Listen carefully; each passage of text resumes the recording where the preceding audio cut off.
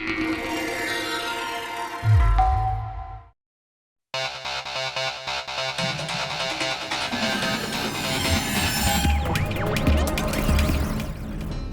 day, technology and innovation take the human race further ahead. In Saskatchewan, 3D technology is becoming useful in fields of science, medicine, and engineering. Even folks at home can have the technology to print in 3 dimensions.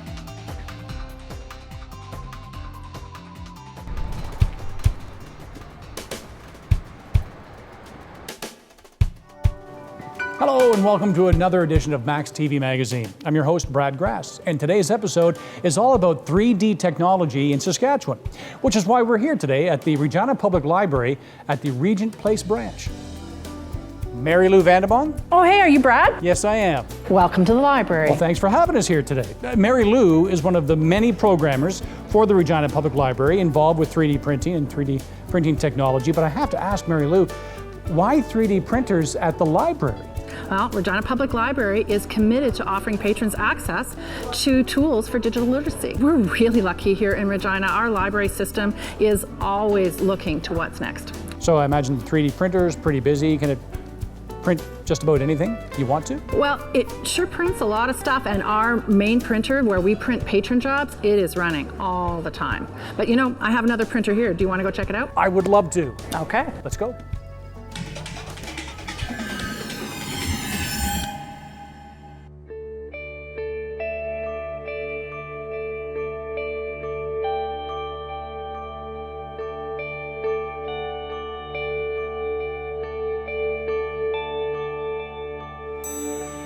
My boyfriend lost a dear friend of his 2 years ago, and when we started dating, I had seen this crystal of her, and he told me that they had gotten it done on vacation, and I never had the opportunity to meet her, but just seeing this crystal, her face was lit up, you could tell she's having an awesome time in Vegas, she's in 3D, and I was just like, this tells her story.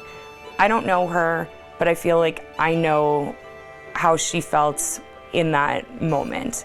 So I decided to look into it, and I found the opportunity and brought it to Saskatchewan. When we design a crystal, it's all about balance. You know, we want to make it about them, and I'm extremely picky just because I just want to make sure that what we're portraying, you know, really captures what their expectation is. So customer comes in, brings a photo. It can be digital copy or hard copy because we can scan them. We have a 3D designer that we're very blessed to work with. So our 3D designer takes the 2D image and starts to extrude features like a nose or somebody who wears glasses or your shoulder sticking out, and just really pulls out different elements of the file. And then after she's done her work, she sends us back what's called a point cloud file. And then from there, we design the crystal to how the customer would like. We can add text in anything. We can add images like hearts. You know, you have a dog, you can put in some paw prints. Once that's all designed, the point cloud file is transferred into a program that works with the laser. So they talk to each other. So what the computer is going to tell the laser, it's telling it to come down into 2 points. And what it does is the laser comes down, heats the crystal, which forms a tiny crack. And the laser repeats that 2 to 4 million times. And it's the tiny cracks that actually make up the image in the crystal for your final product. It's a constant learning process. For example, one of the very first pieces that I did personally was for my aunt and uncle, and I was like, right on, I'm gonna make one for my mom, she's gonna gift it to my aunt and uncle, it's gonna be perfect. And I take it out, and there are cracks down my aunt's arm in the inside. There's a crack on my uncle's forehead, and I'm thinking, oh my goodness, what did I do? Their photo was from Hawaii. There was sunlight on my aunt's arm and also on my uncle's forehead.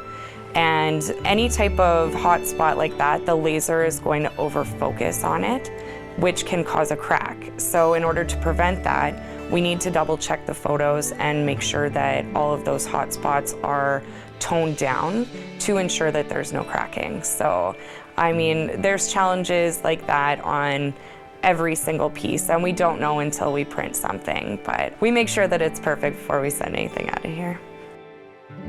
Because they are so unique and anything can be put in them, they're great for any occasion. And we've done a lot of corporate stuff as well. We've done some awards, we've done some boudoir, we've done some sports stuff. Our motto is all you need is imagination and a photo, and that's really what it is. So anything that you can come up with, you know, we can do for you.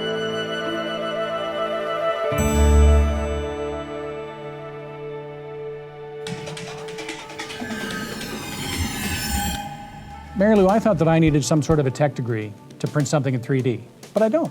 No, that's what I thought too. And then I discovered tinkercad.com. We offer classes in how to design and print things. In fact, we can make a keychain with your name on it. Oh, perfect. Okay, well, how do I start? Let's start with pulling some text over here. Right, so B-R-A-D, look at that. That's it.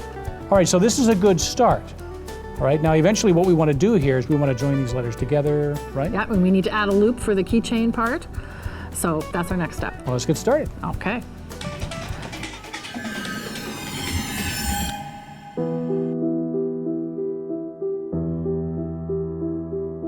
My name is Tim Takarik. I'm curator of vertebrate paleontology for the Royal Saskatchewan Museum.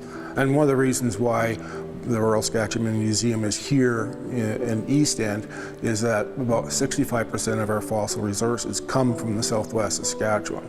Within an hour's drive of town, I can hit about 75 million years of vertebrate history. When I started, we did everything from finding, collecting, preparing, molding, casting, everything, the whole train of thought. We have a skeleton of a rhino-like thing here in the museum called a brontothere, and it too was an articulated skeleton, head, neck, limbs were there, except when we got to the pelvis, it was missing, and the back legs. So we had pieces of other sized skeletons that we just replicated and fit in size. It fills the space, but with 3D technology, we can be much more precise. This is the end product of many hours of molding, casting, sculpting, and 3D scanning. So some of the old school methods that we use are taking actual bones and making rubber molds of them and making exact copies. Sometimes the bone isn't complete, so once we have that copy made, we have to use putty and sculpt in the missing pieces. Sometimes we have to add in entire parts that are missing. For example, with this crocodile, the tail was missing, so we got a tail from a modern caiman on loan from the Royal Ontario Museum, and they gave us permission to make molds off of that. The skull was quite fragile, so we didn't want to risk making rubber molds off of the actual skull. Plus, part of the back end of the skull was missing, so the missing parts had to be sculpted and plasticine, and then we did a 3D scan of the skull, and then the file was sent off to get printed out. Some of the software that we're using is the same software that gets used for making CGI animation for movies or for video games, and it allows us to basically reproduce fossil material in a digital format that can be edited fairly easily, that can be shared very easily, that can be printed and presented to the public as a model, either on an iPad or as a physical plastic object that you can see as part of an exhibit in the museum. So this was the one jaw that we did have when the crocodile skull was recovered, and it was in very good shape, but we only had portions of the back of the jaw on the other side, so we're able to basically use this particular model to, with a single click, copy over to the missing jaw. So what would have taken days, if not weeks worth of work, sculpting, basing material off of illustrations, that sort of stuff in the past, it can be done with a single click. Most of the material that we see in the museum is printed using something called sintered plastic, where it's sort of like a baking powder that gets a laser light shone upon it. It fuses the plastic together, and then they rake the next layer of powder across, and again and again and again till it builds up your model, and then they shake off the extra plastic, and you get left behind with a nice plastic model. You can paint it, you can mount it very easily, it's light, it's tough, It's easy to share with the public, and it allows us to share those copies with other museums, either for their exhibits or other researchers if they want to see specimen X. We don't necessarily have to pack it up and ship it to somewhere like Denmark. We can just send the 3D model. Right now, for some of my amber work, we share models between 4 or 5 different research groups at the same time, and we can scan what's inside the amber pieces, share those models of the bones or the feathers or whatever we're looking at in the amber among a whole group of researchers all at the same time without ever shooting or sending the fossil from one place to the other. They can stay in China, and a whole bunch of people can work on the same material. We can't really touch these fossils. There's wear and abrasion just by handling them. So if we're able to make a replica without much in the way of intrusions to the actual bone using 3D technology, it's much more user-friendly. So if we have a digital record to either imprint and make or use in terms of digital user-friendly format, we can minimize the actual damage to museum collections.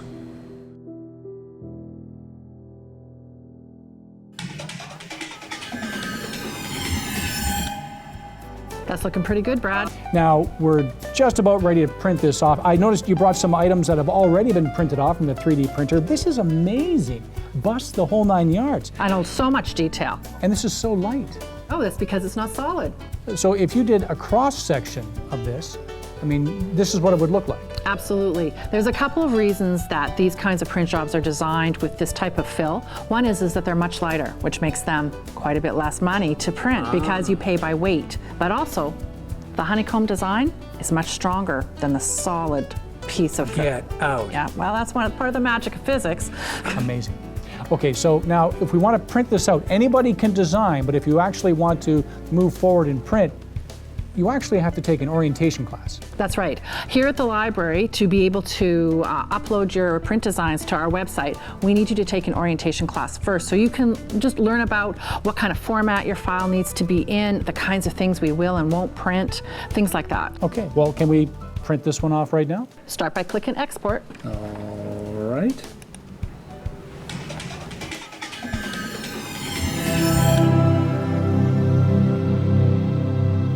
I was always interested in the brain, an organic system that is comprised of cells, electrical impulses, biochemical reactions, can generate thought.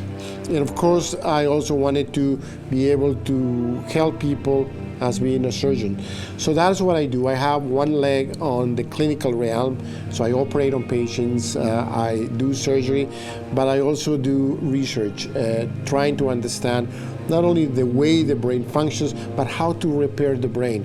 And this is one of the big areas of my research, which is stem cell research, and how we will be able to repair the circuitry of the brain by implanting new cells. So one of the areas of work that we do with patients is the implantation of these special electrodes in very specific areas of the brain. And then the electrode is connected to a wire that goes underneath the skin, and then it's connected to a small computer that is nestled in the chest just underneath the skin. This is how we do the surgery. We have these very sophisticated computers that allow us to implant these electrodes into the areas that we want to improve. The ability to hit multiple targets with one electrode is an important issue. So to plan a very complex surgical procedure, we needed to have more than just a computer model. Dr. Mendez reached out to us to see if we would collaborate on this project to build a 3D brain. He thought it would be ideal if they could take an MRI or a scan of a person's brain and reproduce it into a file that our 3D printer could understand, and then we could reproduce the brain in the transparent material, highlighting the areas that he's interested in the surgery. So my job in the project was to actually create the 3D model from the MRI images of my brain. The biggest challenge was actually getting it into the format that the engineers needed it to be in for them to be able to print it. So this was the first iteration of the brain, and if you can look here, you can see kind of these shadows of these structures, but that was not good enough because you cannot see them clearly. The first prototype was so strange because it's my brain, like that's how it looks in my skull, so just to hold it was almost surreal. This is the hemisphere of the brain. You can see the outside surface is supposed to be transparent, but it's difficult on this machine to get a really good finish on the outside of a surface. But you can see the sidewall does have quite a good finish. Now you can see this is printed in two different media. We've got the clear and we've got the solid. And that's what this machine with its most recent upgrade has allowed us to do, print in two different media. This was the second iteration of the 3D printing, and in this one you can really indeed see the structures within the brain that were the areas of interest for us. And you can imagine the electrode that will be going through these three different nuclei with only one pass. And that is what we really wanted to do. And I don't think we could have been able to do this planning without this type of a 3D model. I think 3D printing is going to have quite a huge impact on not only pre-surgical planning, but science in general. It just gives this whole different perspective on the human body. This is being done here in Saskatoon, Saskatchewan. So it is important for us to know that we are pioneering a number of new technologies, not only in the area of 3D printing, but in the area of robotic medicine, long-distance robotics. We're working with virtual reality environments where a surgeon can actually go and have a walk inside a brain of a patient and have an exact view of what he's going to be operating the next day. So all these technologies that will change the way we do things continue to be developed here, and we have a wonderful team of individuals that are working on them.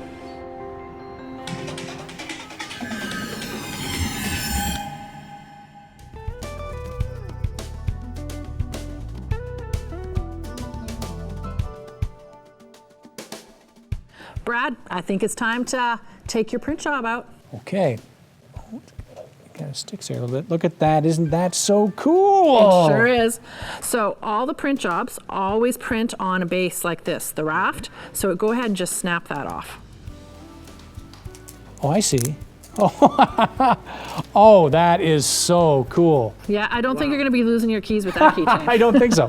Now, there's going to be viewers at home who are going to want to try this themselves. But really, they should know there's only a handful of 3D printers at libraries in Saskatchewan. Yeah, for now there are. We have 3 here at Regina Public Library. I know there's one in Estevan as well, but really other libraries, they're all trying to get their own printers. It's going to be there soon. Just a matter of time. So keep reaching out to a library near you for your soon-to-be-coming 3D printer.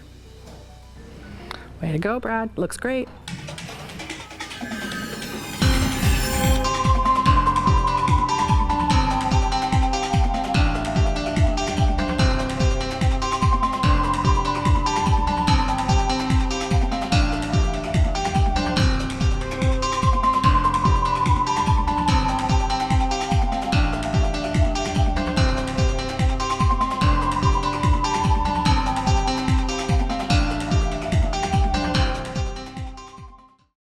If you have program ideas that you'd like to see on maxTV Local On Demand, write us at max.local@sasktel.com.